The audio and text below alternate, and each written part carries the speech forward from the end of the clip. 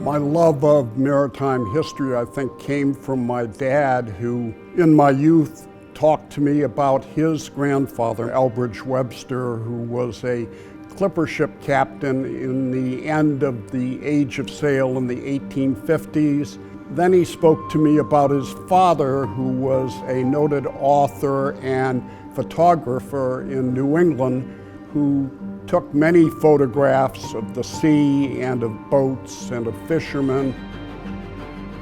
And then my dad served in World War I, and one of the biggest memories was crossing the ocean on the troop ship to go to Europe. And he kept copious diaries of that voyage, and it was simply fascinating to see what individual soldiers had to face as they went to war.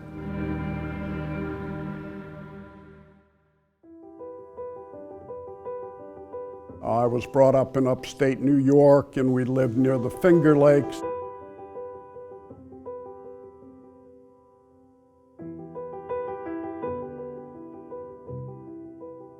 That brought me into sailing, beginning with comets, catboats, and stars on Cape Cod, and graduated to larger boats all the way to tall ships in the Antigua yacht races. And along the way, I fell in love with American history. With that love of maritime history, it naturally took me into a number of volunteer opportunities. And the first one is the Battleship Massachusetts in Fall River in Battleship Cove. The Massachusetts was going to be cut up for scrap in the early 1960s. A large group of us called the USS Massachusetts Memorial Committee went to the then Speaker of the House, John McCormick, the then junior senator of Massachusetts, Edward M. Kennedy, and to a president named Jack Kennedy. And we said we'd like to save that ship. And within 2 or 3 years, we were able to get the ship from the US Navy, procure a place for her in Fall River, right near the Braga Bridge near Cape Cod, and she's now the home of Battleship Cove, a very successful example of a naval ship that remains relevant to today's generation, thanks to people who a generation ago decided to save her.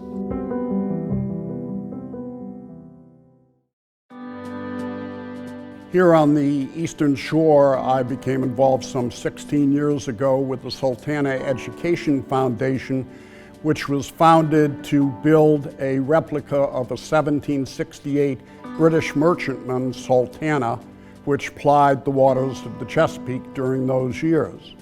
The citizens of Chestertown took that on, and in 3 years built from scratch, from the keel up, a beautiful replica from original plans that existed.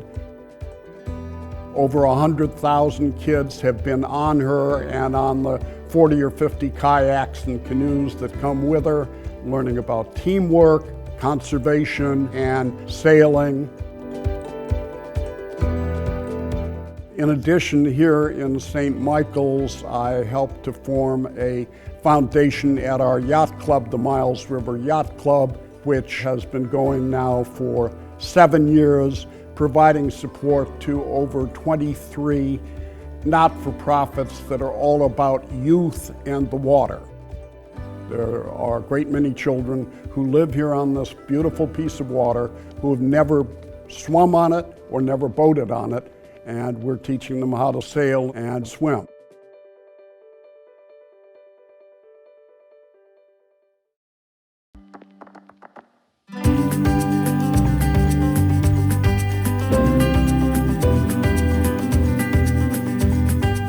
Another important influence in my life, particularly here in Maryland, has been where we are right now.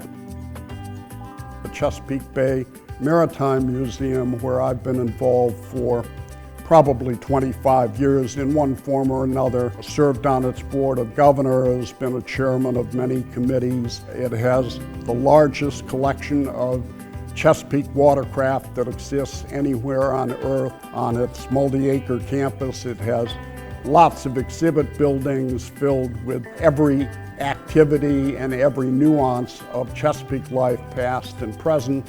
It has a wonderful boatyard that is always working, restoring boats. It has an active on-the-water program so people get out on the boats. The school children of the area are coming through the Chesapeake Bay Maritime Museum all the time. The National Maritime Historical Society, of course, has been very important to me for a lot of years, first as a trustee and now as an overseer. It's always had this wonderful New York Yacht Club dinner, and it occurred to me years ago that we could be an important influencer on those that make decisions in the national government. So we began the National Maritime Awards Dinner in Washington, D.C.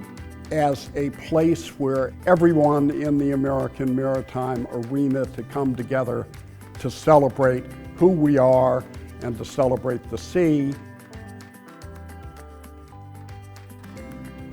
I've been fortunate to have a wonderful 45-year career. I worked for New England's largest public relations firm. At the end of my career, I headed the Webster Group with over 100 clients in Europe and North America.